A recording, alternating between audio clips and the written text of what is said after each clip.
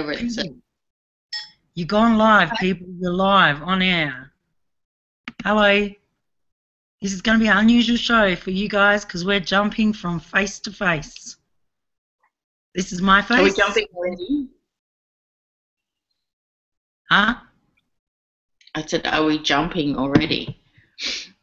Yeah, we're jumping from face to face. This face is Louise Moriarty, the Headless Buddha, if you don't already know. Do you want to introduce your face? My face. This is my face. Everyone knows my face. This is Melanie Brockwell. The face of Melanie Brockwell. Well, that's the name that was given to the face. It is the name that was given to the face. And today, our show is the culmination of our Perfect Present program. Some would say culmination, some would say just the beginning of something else. But it's the 8th week that we've been talking about each week, the different themes that we've had on the weeks, and today is permission to be powerful. So this week we redefine empowerment as a natural state and play into areas that reveal the impotence of manipulation, false humility, and blame. Life is effortless when you drop into your heart space for comfort and insight. Old ways of being have served you well, and now you are turning your appreciation to a new experience of life itself, the perfect present. Dun, dun, dun, dun, dun, dun, dun, dun, dun. Yeah, we And definitely need to see. Melanie's yawn.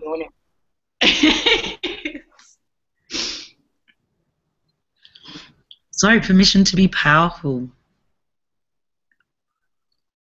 So that doesn't mean I'll go out and chop down the trees or well, I think it's permission to be dramatic way. Permission to be with powerful in parentheses. It's his concept that, you know, people don't understand what permission to be is. That it is a powerful state. I think that's why we added the extra word. But it was just permission to be, extrapolating out that is a powerful thing. And I think that, I guess that is one thing for me. I immediately started to notice when I stopped making myself wrong, that permission to be, it allows you to be without having to make sense of everything and without having to get, I don't know, it feels like the more I'm talking to people, the more I'm getting a sense where everyone's exhausted from trying to find understanding of why things are the way they are. And just in that sense, that permission to be, and when I say be still, I don't mean be still, but it's not stilling the mind, because your mind's still, all of you's still pumping and everything's still working, you're still having the experiences you're having. But there's something about just not having to make sense of it all, not feeling like you're the one who has to work it all out to maneuver all the pieces to make it all work out. Yeah. And in that position to just be there, you know, it is very powerful. It does change everything. Well, it changes you, changes everything. Yeah, it changes your experience. Mm. It changes what you notice. It changes. I've got a story. All right. I was at the immigration line the other day coming through customs, and for anyone who's been there, they know that it's usually quite a trying time for people. They've been on a long flight and they've got connecting flights and things to do, and they're in a new place and they're excited. You know, there's a lot of energy in that room, and that room is very shut down, you know, like it's very stay in the line and don't move and go where you're told, and, you know, look a certain way and be a certain way and present your fingerprints and your eyes and da-da-da-da. And so people do feel quite threatened in there or quite, you know, hurted. And we were in there anyway, and there were some girls behind me, and they seemed lovely, and they were going to be on the same flight as me, and everyone was in a rush. Like, lots of people had, you know, connecting flights that were like, how are we going to go through, get our baggage, go through, da-da-da, and get to our flight. So they were starting to get quite loud and rude and indignant and upset. And so then I was starting to get quite oh, don't be like that. Come on, be more spiritual like me. You can be more, be kinder to these people in my mind. Like I was trying to work out how to work them out into a better space for them. And then they were trying to work out. Can you just turn your computer around? It's hard to see you because the light's behind Yeah, I think you. no matter where I go, it's a bit behind me. Yeah, now we can see your face. We can see your face. So they were going into their stuff, and then some people in front, some guys in front, they started, criticizing all the people working and judging them and telling them off. So then I was like trying to think what I would say to them to make them come out of that space. And, just everyone was trying to work someone else out and work out how to get what they wanted in the situation. And then I started going, oh my God, I'm just making everyone wrong and incomplete here. What's going on? How can I be different in this space? Because often when I'm in those spaces, I get myself into a tither. I get upset about things not being right, or, how can they act like this with humans? You know what I mean? All this stuff. And I was determined not to go into that space. I was determined to do it differently. And then I'm like, what can I do? I don't even know what to do. And as I was kind of surrendering in a funny way, I looked down to the floor, and they had that fleckled marble. I don't know what it is, but, it's that kind of fleckled. It's not lino, but it's kind of, I don't know, old 70s flooring that's kind of really fleckled. And most of it is like this dull, mundane greys and blacks and whatever colours. But then all in amongst it is this amazing blue. It's almost like finding lapis lazuli at your feet, there's just these totally sparkly, vibrant, outstanding fleckles within all the colours. And then I was just tripping out on that and having the best fun. Everywhere I went, that was there. It was like this treasure under our feet. And it was very exciting. I was very excited about that.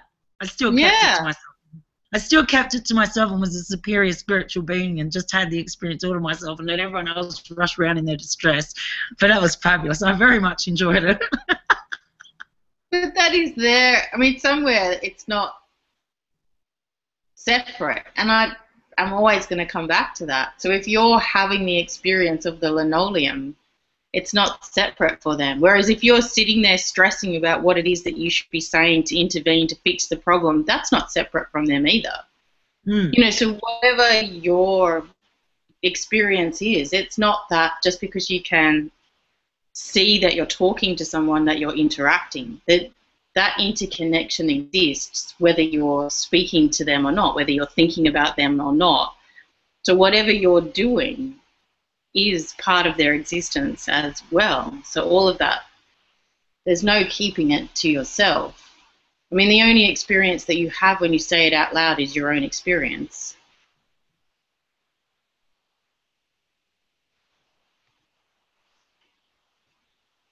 Yeah. Yeah. But that's it. There's nothing else to it. It's not like there's a cause and effect and you're going for an outcome. The only experience that you have when you say it out loud is still yours.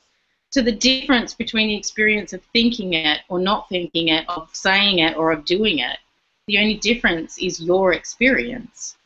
There's no difference it's not for someone else. It's not for some separation or some cascading domino effect. It's already interconnected. There's no way for it not to be already part of that I am experience.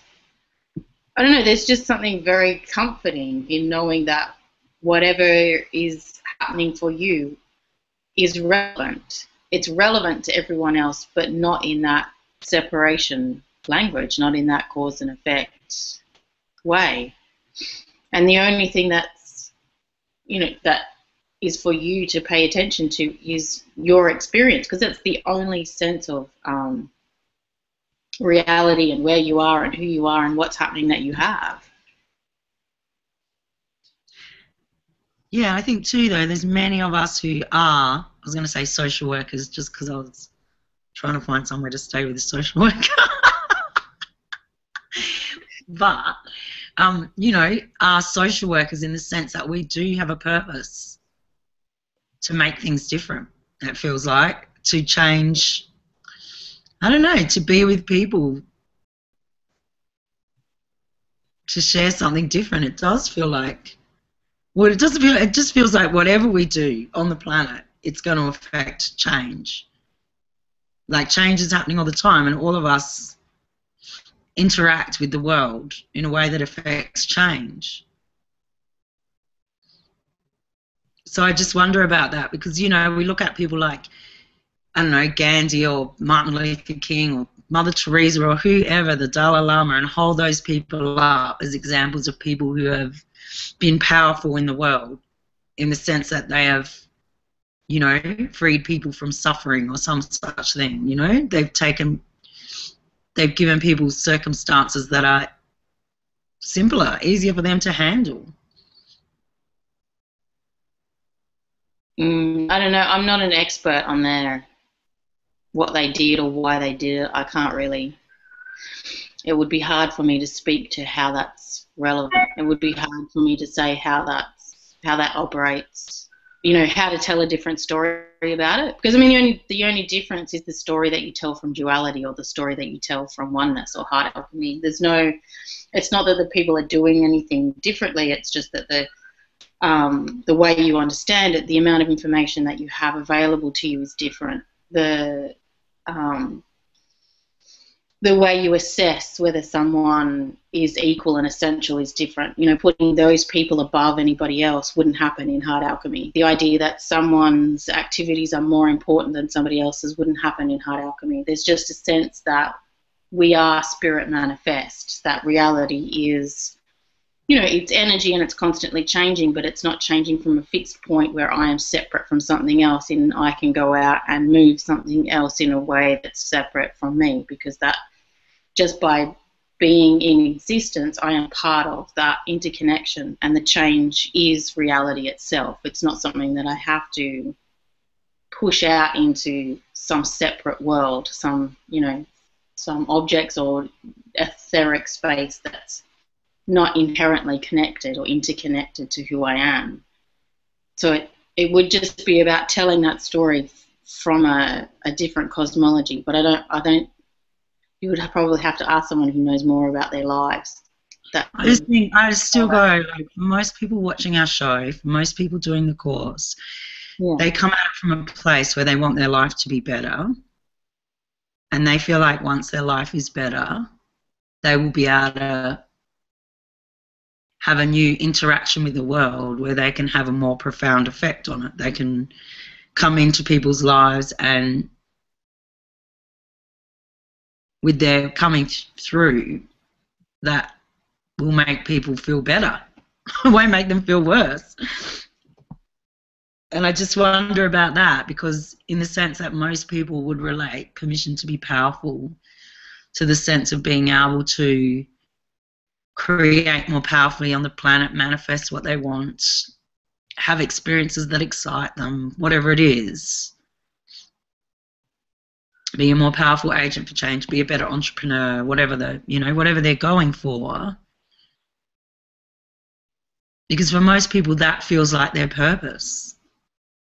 Like the sense of the outcome, what it looks like, feels like their purpose, not so much the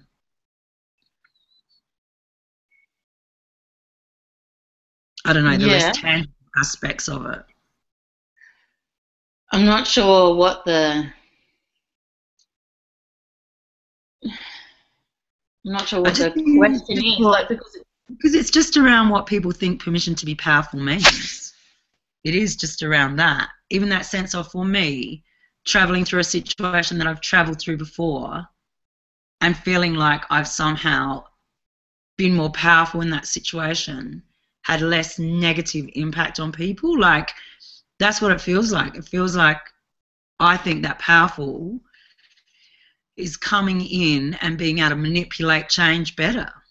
I mean, this was the very sentence in the thing about, in the promo to this show, about revealing the impotence of manipulation, false humility, and blame. Like that whole, I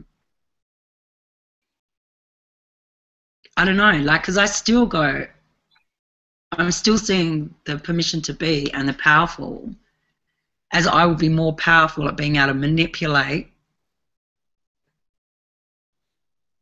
situations, energy, matter, whatever. Did it say the impotence of manipulation? Yeah, it does. But I'm getting you to explain that to people, because I think most people, including me, still go, being powerful would mean I'm in a better place myself and I can make the world a better place.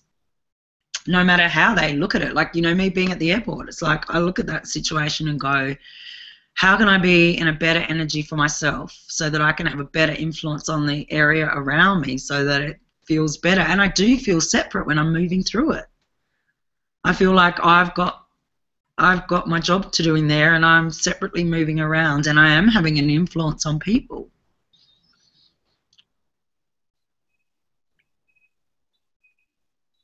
Like that separateness in our lives is all pervasive in a way. Yeah, I guess it just depends on the story that you tell about how the world is put together. And just for people. Yeah. When you say that thing about Gandhi and Martin Luther King, everyone we know has got a story about that. They could tell you what they know is true about those people from their assessment of their impact on the world. Do you know what I mean? Like, not many people stand outside of what they've heard or what they've been told, where they buy the story, and the story is that, and that's good enough for them to make sense of the world. Yeah, no, because I can't. And it's also part of that whole whatever information is part of that, you know, random access memory for me is relevant somewhere. That information, I know that if it's available to me, it's relevant to the, you know, the stuff that we need to talk about. And if it's not available to me, you know, if I don't have an instant sense of who they are or what their story is, then I know somehow it's not for me to talk about them. I mean, it's just it comes back to that sense of, well, what question are you, not you, but what question are you asking in general, and what, you know, where does that take you? And even that sense of you know, like in scientific and medical examination or, you know, research, it is the sense of it's the questions that are being asked and the way the data is being put together for the story at the end. Like,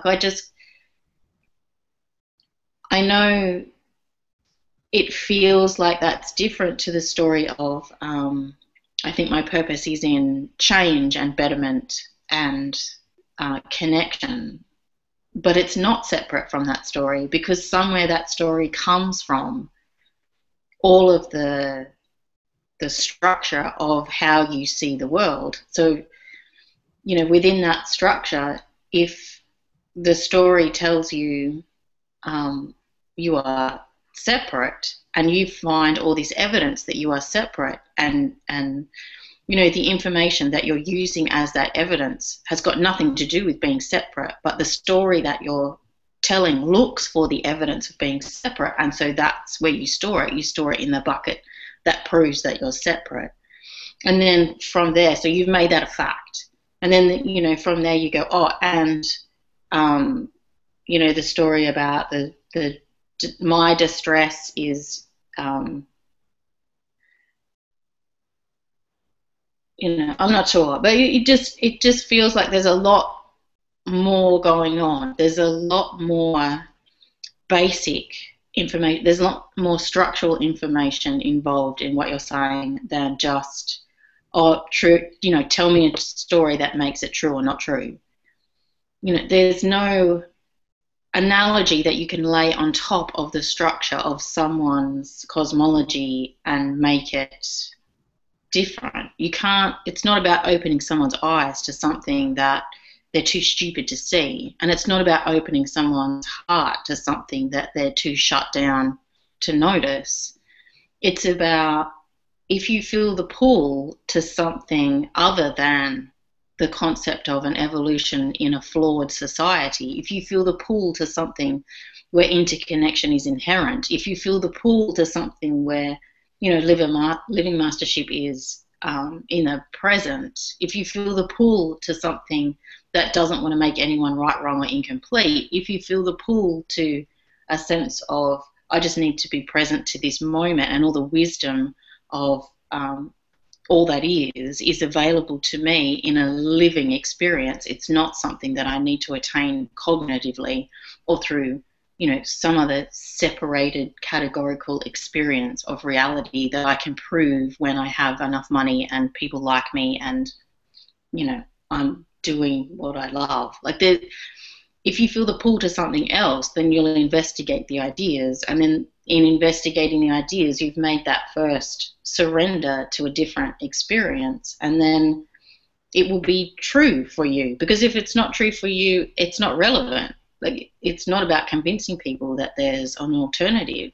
They're already walking around feeling for it because they know that something else is there for them. When they ask the question, but why, and someone gives them the answer, they're excited, but they know that there's something else, and so they keep looking.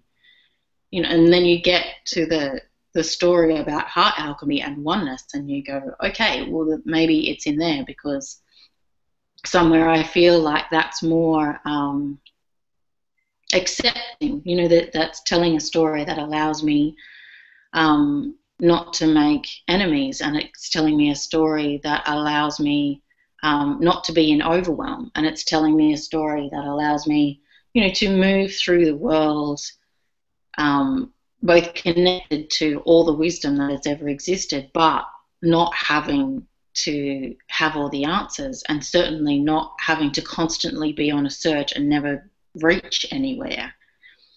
So I think it's different to saying there's just another way of looking at it, because it really comes back to, well,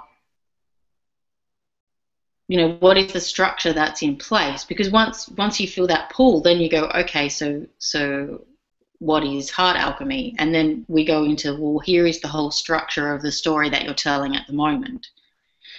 And it's not that we're trying to change that. We just go, let's make it visible. And then you have your own experiences through that. And there is a sense of walking through the world and knowing that emotion can be interpreted in another way. There is another, there are other rules of engagement, of anger or frustration or uncertainty or any of those things that we would normally go, oh, there's something wrong with that. That's a sign that God's angry with me, or I'm doing it wrong, or I'm being led in another direction. So instead of being constantly herded in a particular direction, or being told you're doing it wrong and not having a sense of what you're meant to be doing differently, heart alchemy gives you another way of being in the world. So it's not just another story about how to be in the world. It's another way of being in the world, which examines all the structures of the world that you're in at the moment. Part of me goes, I want to talk about it like as an analogy of my journey because I don't know, people don't necessarily know, but I'm always going on about I'm on a journey, and Mel's kind of going, well, that's not, I don't know, what would you say in response to that, Mel? I would say that's in duality. I would say there's nothing wrong with it. I would just say that that's in duality, and to be self-aware that it is about saying that's my truth and it works for me. Yeah. And I can't help trying to figure out what the analogy is around the journey, because, like even now, there's a sense that I am on a journey. There's no doubt about it. I want to get back home one day. I'm going from here to there, and I want to get back home. And I do have a destination in mind, like it is home, But how I participate in the experience of my journey is all important. and where I stand when I'm making decisions. I don't know, it just feels like there's something, even in that analogy for people. Because, you know, but I know you certainly, like all of us, you don't just sit in duality and go, I'm not going to make any plans, or I'm not going to go in any particular direction, or I'm not going to, I don't know, you know you're going to go to the shop this afternoon and buy some vegetables, or you know that you're going to do something. You've got a plan. You're setting up an 8-week course. You know that there's one thing after the other that's going to come up. But I guess just thinking about it, you know, I'm just thinking about it, because even in terms of where I'm traveling at the moment and going, how do I make decisions around what to do next? When I am really open to it unfolding, you know, there's certain places that I have to be, but there's lots of space in between for things to happen and connections to be made and me to be dropped into my experience. And even when I say that, I know somewhere in your mind, you know, it's like, that sounds like I'm separate from the experience, that I have to be dropped into it or something. But it always feels like that to me in some way. Like it often feels like that you're being dropped into something, you know, that it still feels separate. I go, it still feels like I'm a piece of this machinery. What is this machinery? What does that mean? Well, you know, people walking around the planet doing their thing, having their influence on things, running into each other, missing each other, whatever else they're doing.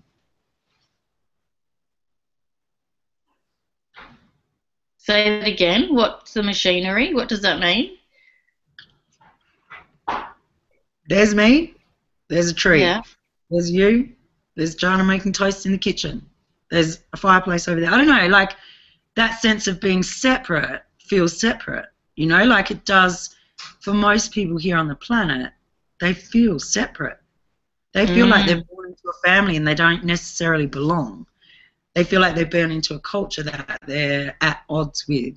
They feel like they're, you know, there's a global conspiracy that's fighting against them. You know, like people, it seems like generally on the planet, most people feel separated. Even though they can read all the quantum physics and all the stuff around that we are interconnected, and at some level they go, yes, I know I'm interconnected, I know I breathe the air of the trees, I know I don't know, have an experience of something that tells me or that makes me feel otherwise, but then they drop out of that experience and keep walking through the world trying to find a way to feel like they belong or feel like they're connected.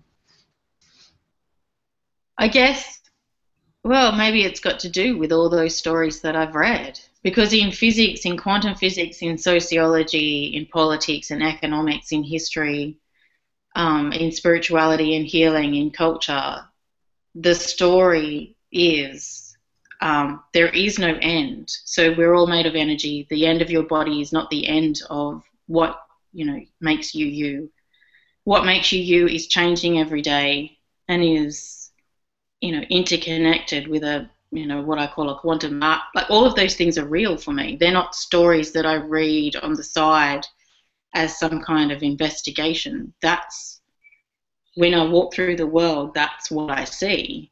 You know, that sense of having an 8-week course or whatever, yeah, those things exist, but I'm only paying attention to here. Like I have a sense of, you know, there is an 8-week course. If it gets done, it gets done. It's not about making this moment about that moment. It's about making this moment about this moment. And there's a, you know, a certain amount of structure, I guess, that's kind of put up, but it all like it doesn't exist. Like the 8-week course is the 8-week course. How or what we do about that is up to us, and it's up to us in the now. It could all manifest as something completely different. There's no way to say what that will be at the end. There's no way to say what it will look like or who it will be for or when it will be finished. There's no way to plan any of that. There's just a sense of, yeah, this is the picture we have today, and so we start working on in today what we're doing. I'm not sure. And all of that stuff about, yes, we know we breathe the same air as the trees, it's more than that. You know, the food we eat, like even if you just want to go biological, the very energy of life is shared. There's no separation. There's no, I don't know. It's an interconnection rather than a ping ponging. You know, rather than I'm sitting next to the tree. Just I'm having an experience of a certain configuration of consciousnesses, and it's part of that. Like it's not. Yes, I can touch it, but I can also feel my heartbeat. Does that make it separate to me? Like I'm not sure where that sense of separation comes from. If people really know all that stuff, if they know all the quantum physics stuff, and they know how society works and that none of it is separate. You can't make a political decision without it being part of the people that have voted for the person who's in power, who are now running the businesses, who are funding the things that go through or not, which is also part of a global trade situation that's also connected to, like there's the weather, which is connected to, like none of it is separate. I mean, when you really actually study that stuff and say, you know, there is no such thing as a discrete or isolated event. There's no such thing as a discrete and isolated identity. I mean, if you actually get that, then you're walking around in a world where that is true. But if you're just reading it and dismissing it, then it's not true. It's not part of your reality. It's just an idea that you've like picked up and put down, which is not the same as saying people know that it's true. And I'm not saying that they have to figure that out. It's not like a test. It's not like someone has to go and do a degree in interconnection or whatever. But I think the point is people don't know that.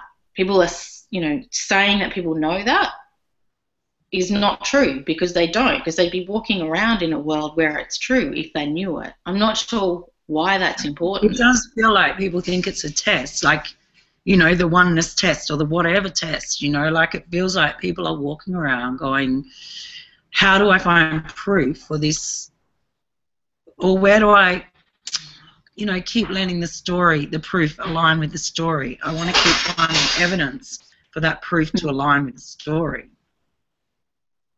And I think that's why in the perfect present we started with those concepts of where the structure is in place, that self-awareness that allows you to see the structure that's in place, that's filtering out any information that's counter to the story that's being held in those beliefs and rules that were probably made before you could even speak. So, you know, there's a sense of no other system is going to take you into those ideas without telling you that they're wrong. No other system is going to take you into that self-examination without also telling you that you need to heal this part and remove that part and include this new part to make it better, you know, which is not what heart alchemy is about. It is just about that sense of self-awareness, self-acceptance. And if it, you know, if you're pulled to it, then there's a sense of gratitude, and then you can have those ideas of oneness because you realize that it's like, you know, playing with an instrument and then realizing that you love that instrument, but you've discovered a new one, and so you're going to take on this new one and learn this new instrument. It's not about rejecting the old instrument and the old ideas and the old structure that held you in place. It's in seeing the value of the instrument that you've been playing, and now you want to play a different kind of music. You know, it's not a rejection or a healing. It's an exploration. You can make a choice. But I think it's only when you get to the point where you say, I love it and I'm grateful for everything that it gives me, because it allows me all those things, you know, to be, to be in a world that makes sense, to belong in a particular way, even if it's not the way that I think it should be, and to have a meaning to my life, even if it's not the meaning that I can appreciate, and just being able to recognize that all those things are actually present, even though they're not in a way that you can see. And then, being grateful for that and picking up a new instrument. I mean, it sounds simple, and it is, but I think that the fact that our emotions and our cognitions and our biases and our reality aren't separate makes it a full-bodied, present-centered experience, which is not something that you can just do in your head or do in a meditation on the weekend. It's not something that you can kind of put in place accidentally, like from the side, or it's not a mechanical process.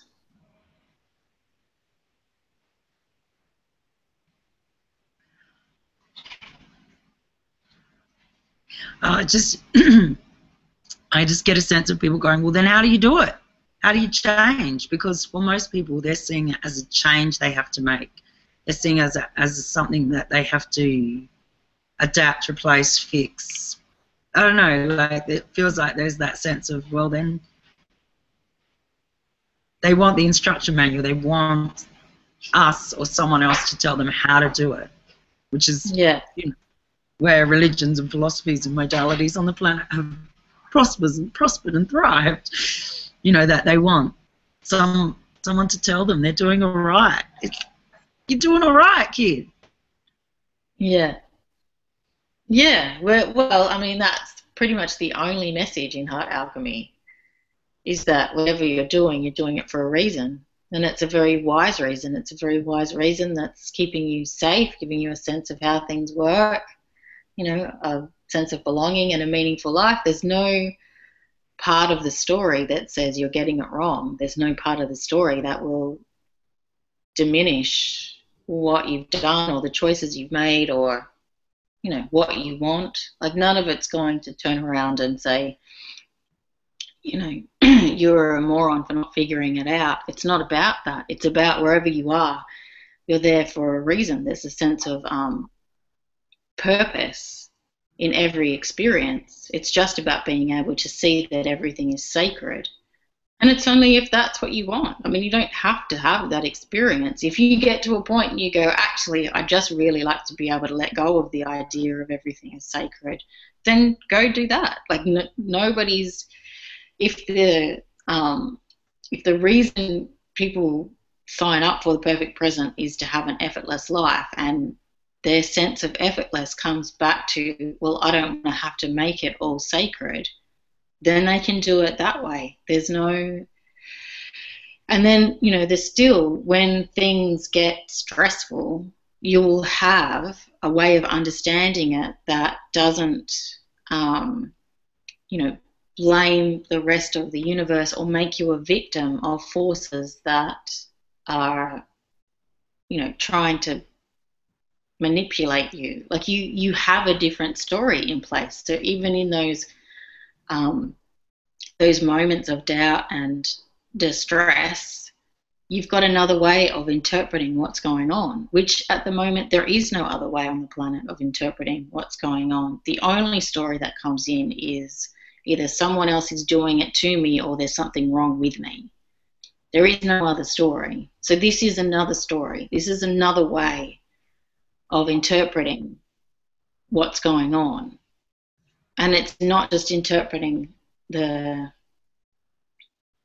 so-called symptoms. It's also interpreting all the things that you think are going right, all the things that you think you're getting. So, hey, hang on, I've been getting a very good adventure. I thought that meant I was a very good person. Well, if that's your story, then that's true, Louise. Of course. Well, that. But then I think one of the questions in that whole self-awareness thing, even in the rules, is you go, well, is it more important to be good, or is it more important to know what's going on? Like, but that's what it comes back to. And that's where we get a self-awareness around our rules, around our priorities, around the stories that we're telling. Chicken pause. Here we don't have a Trigan pause, we have the central heating pause. I thought the central heating was a plane. And the fabulous electric fire that goes and the logs glow a bit more. Ooh. And they also make snow here. They make snow. Up on the hill, they're making snow. I saw them. Wow. Snow. At the Ritz. Okay. So the snow people could come on snow holiday. Oh, there's not enough snow to play in, so they needed to have some more. So they're making some for them. Okay. It's very exciting. Snow people will be happy. I didn't know they made snow. I mean, I guess I did somewhere, but I'd never seen it before. It's very exciting. Yeah. Yeah, well, you've never been, even here, hey? In Australia, no. You've never been. Yeah. Yeah, they make snow here as well. Yeah. Yeah. Life's full of wonder. It is, absolutely. So how does that feel, Miss Louise? Which bit? The being with, the being, what was it, permission to be? Just right now. Good. Yep. And see, that's the other thing that I've noticed a lot, and I know all of us who've been hanging out in big-time duality around getting better and everything. It's like the end of every one of my sentences has an evaluation. Yeah. Because they say to me, how is that? I go, it's good. And that is that whole thing of I'm doing good because the interactions I'm having are good and the exchanges are good and it's all good. You know, like inherent in every bit of my dialogue is the evaluation that places the moment in a duality, you know, like places the last moment or the potential future moment. You know, like even when I just say it's good, it's like an expectation that I'm manifesting some future good as well by being good now. You know, like it just feels like the residue of the old stories still lives in my language and still lives, in my language probably.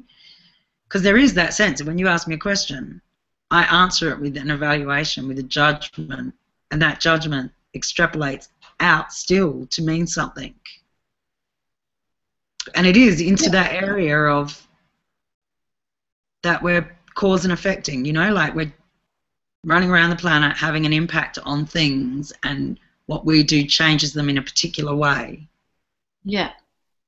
So I still keep coming back to that the same, and I'm not sure what it's got to do with the being permission to be powerful in parentheses, but it feels like it's got something to do with that. For a deeper understanding for people of what it actually means in heart alchemy to be with in that different paradigm.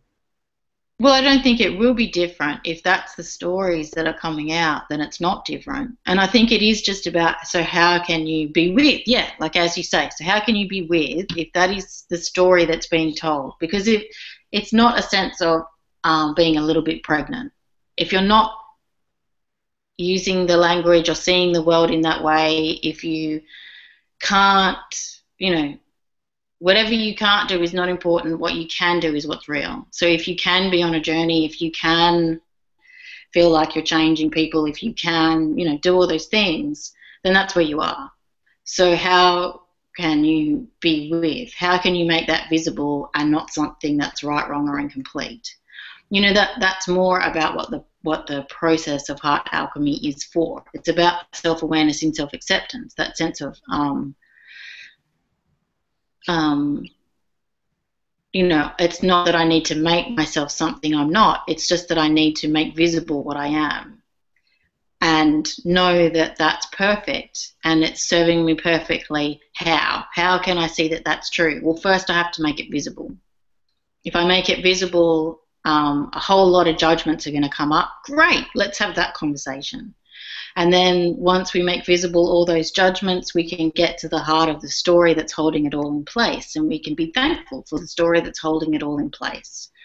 And then, there's just that, it's just a constant coming back to, it's not something that's wrong with me. It's not something that's wrong with the world. It's not something that I haven't figured out yet. And even if it goes no further than, I am on a journey and I think things are good or bad and I want things to change. As long as when that becomes visible and loved and accepted, there's a different experience that we have of that reality. We're not constantly in battle with ourselves trying to make it something it's not. We're not constantly in battle with other people trying to convince them that it's, they should be doing something different as well. So there is this kind of peace that comes with making it visible and loving who we are in that space, which is a huge, people spend lifetimes trying to do that stuff. It's not a 1 hour meditation process.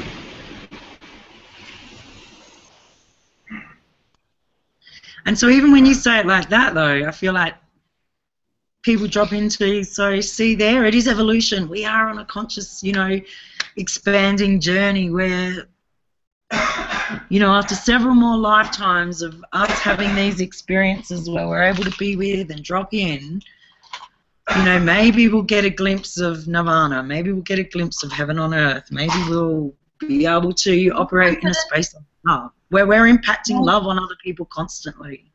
But no one said anything about heaven on earth or love or outcomes or anything like that. Where did that come in? Just in that very sense where you're going, people have worked on that for lifetimes.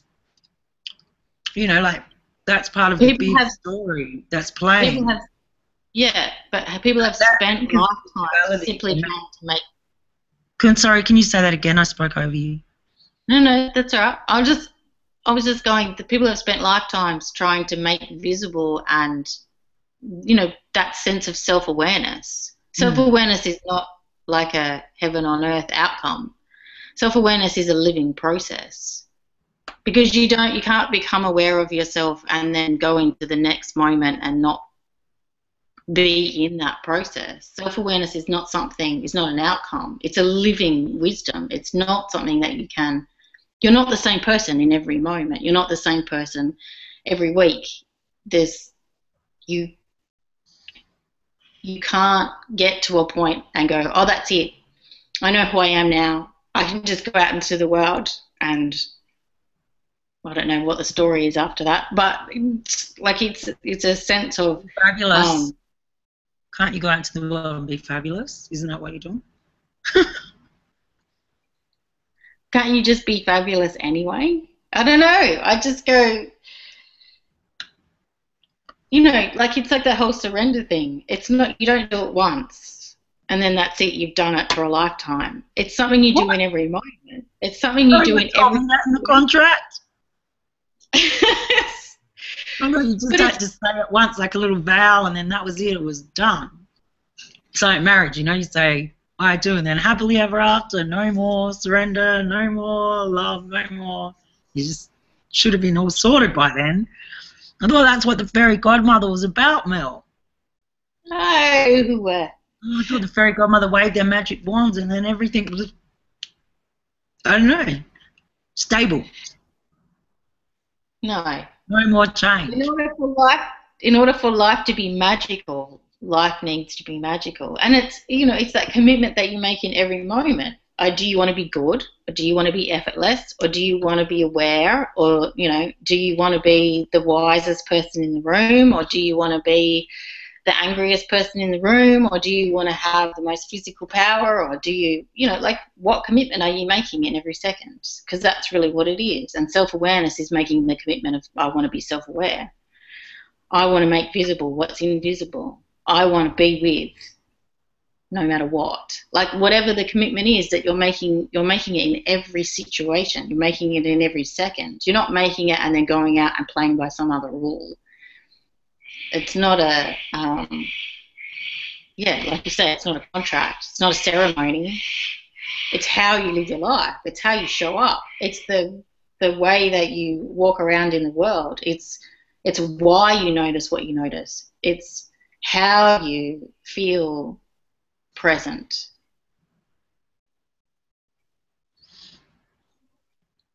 What are you looking for? I was just having a little stretch. I thought you were looking for something.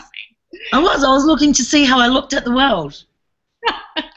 I looked out the window and saw the world and went, the world is all is well in my world. They would be proud of me.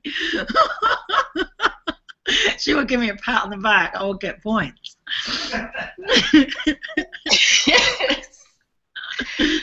See, even God laughed then. Did you hear that? God was laughing from the other side of the room. Oh, now he's blowing his nose. I don't know what that means. About my spiritual ascension. I'm not sure if I got extra brownie points then or not. You got green points. I got green points. Oh, gross. Hey, the sacred is in everything. And that's one of the things that we get to play with in Heart Alchemy. It is that sense that, you know, what is taboo for us? What can't we accept about ourselves? All of those things are made visible and sacred. I don't know, there are special moments to be had. Like when people say, what was the highlight of your day?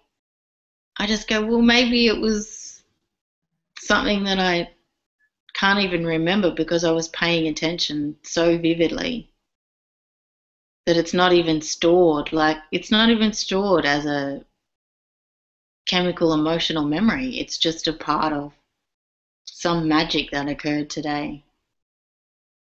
You know, and I think that's kind of something that changes is that how you file situations in your brain. You don't file them as an interaction with a person or a walk in nature. They all become part of this moment. And I know that sounds like rhetoric, but it's true. You don't, you know, like I have to think really hard. What did I do yesterday? Who did I talk to? What were the conversations? Did I go outside? I don't have a sense of those things as being stored in a file, because every moment you're just paying attention to everything that's relevant, everything that's coming in.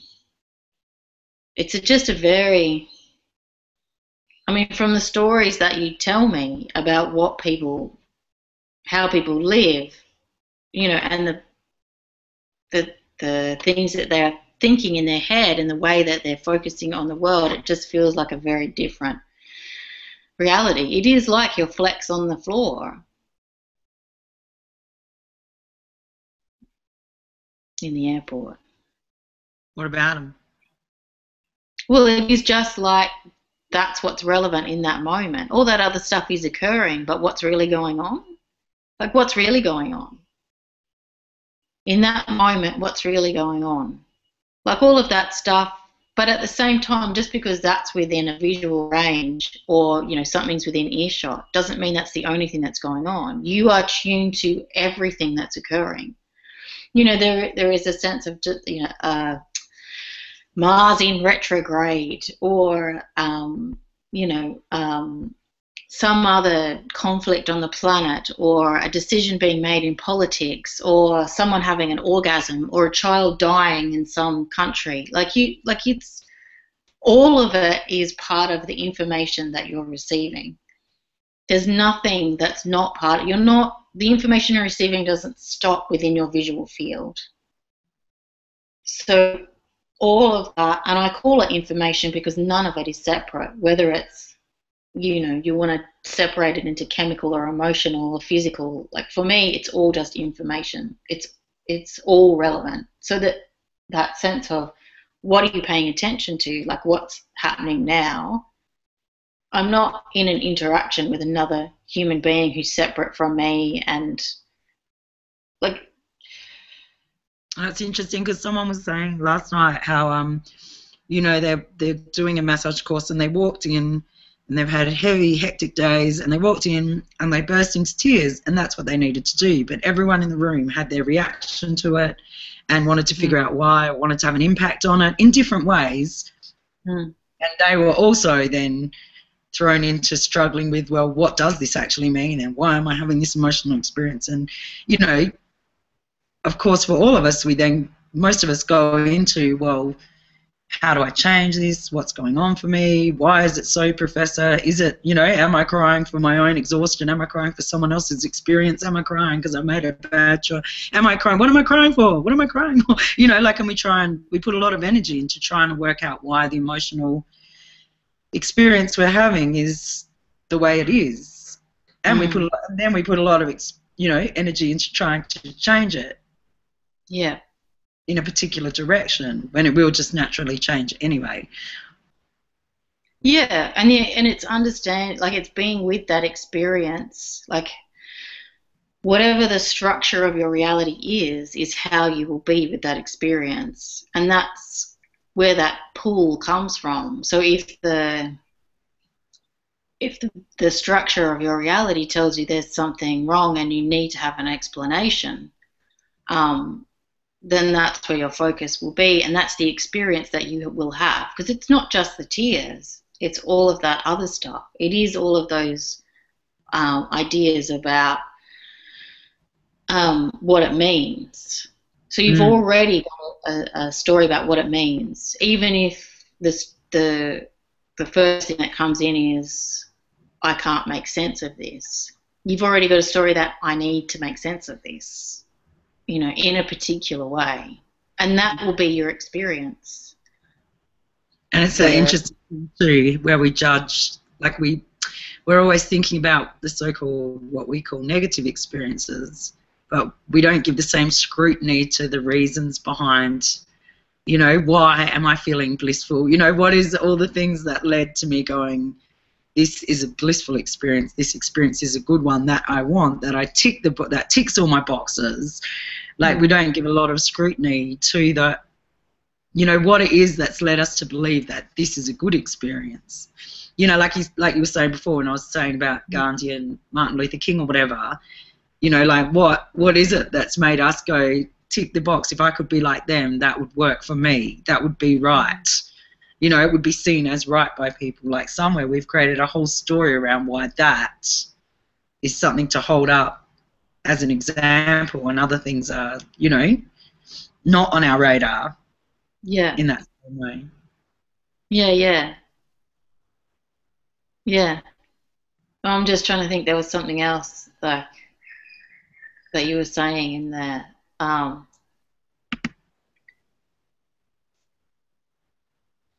The positive and negative.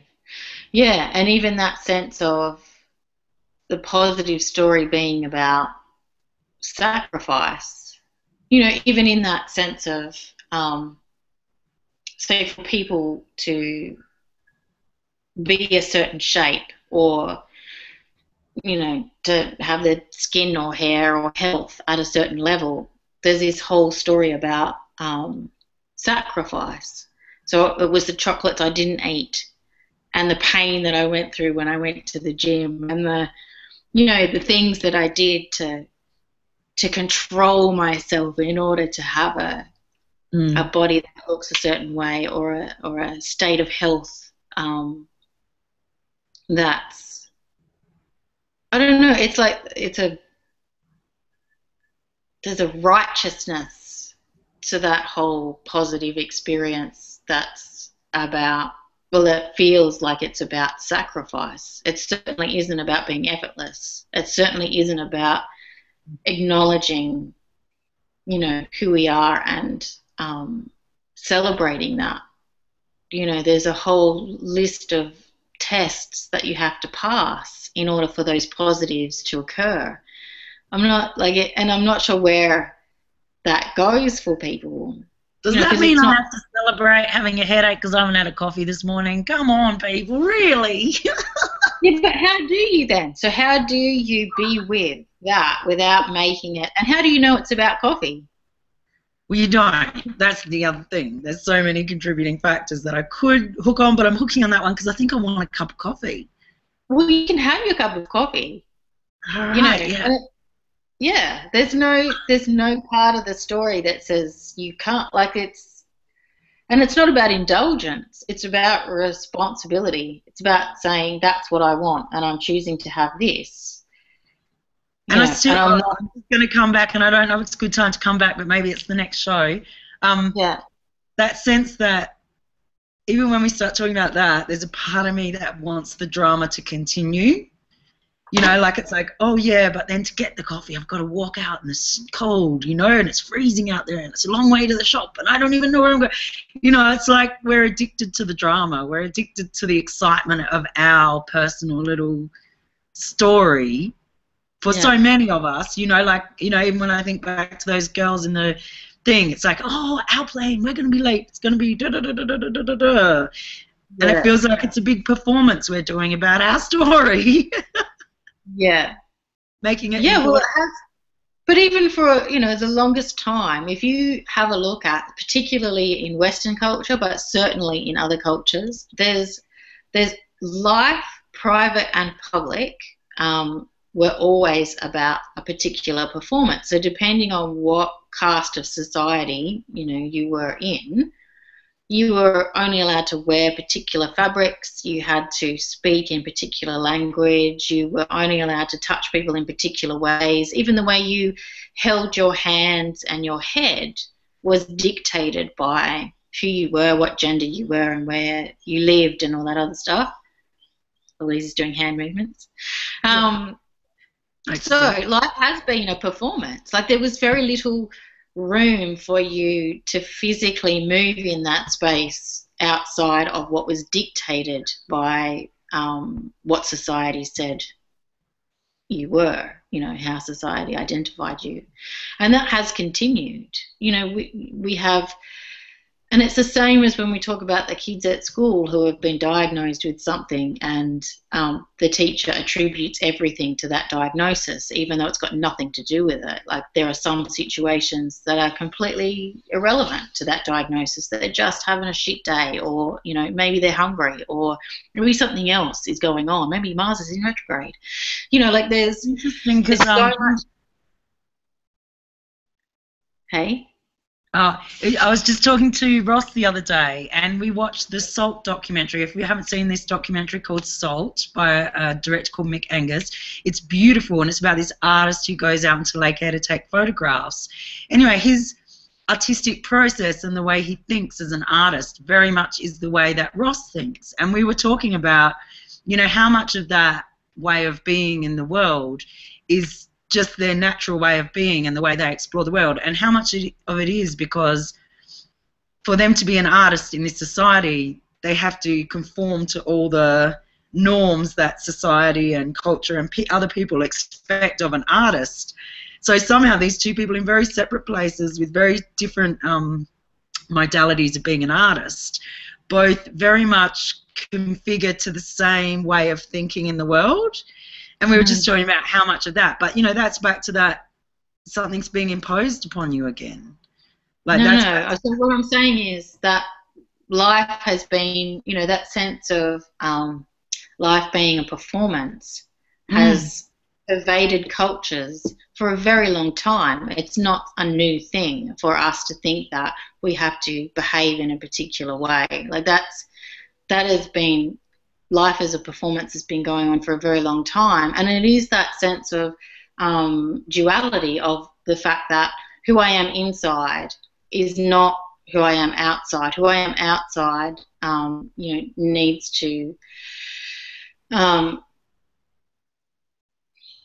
to reflect what other people will understand. And and it is that concept of a shared language that it comes back to. There are all of these assumptions that our behaviours are fitting within cultural norms, but there's also a sense of what is that shared language, because really we just want to make sense of ourselves and make sense of ourselves in the world and make sense of the world for ourselves. So that all comes back to this sense of what is that shared language, and the performance becomes part of that shared language, which also always comes back to those, everyone is motivated by the desire to feel loved. We wouldn't care about the shared language if that wasn't true.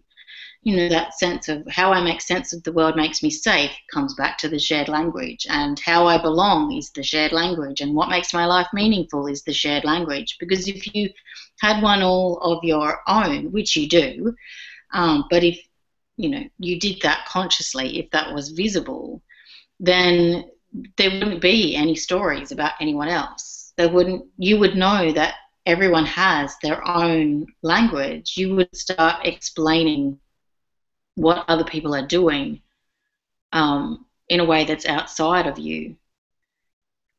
Yeah, I don't know. There's something about that sense of